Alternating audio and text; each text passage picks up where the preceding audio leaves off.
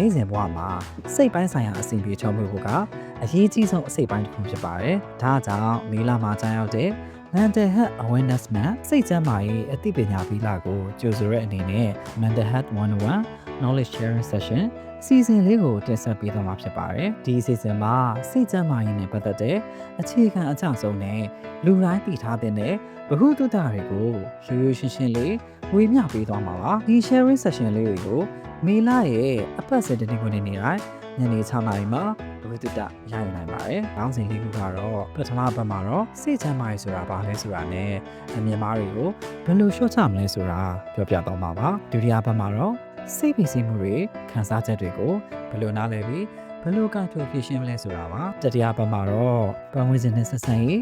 ထိရောက်တဲ့ပြောဆိုဆက်သွယ်မှုနဲ့ကိုယ့်ရဲ့စီဝါသတ်မှတ်တာတွေကိုဆွေးနွေးပါမယ်။နောက်ဆုံးဘက်မှာတော့ကိုယ့်ကိုယ်ကိုယ်ရေးဆိုင်ဖို့လိုအပ်ရင်အကူအညီတောင်းဖို့နဲ့အခက်အခဲတွေကိုကြံ့ခံနိုင်တဲ့စိတ်ခွန်အားတည်ဆောက်ဖို့အကြောင်းတွေပဲဖြစ်ပါတယ်။စီကျမ်းမှာဘဝတာယာမှာပါ။မီလရဲ့ဒီနေ့ည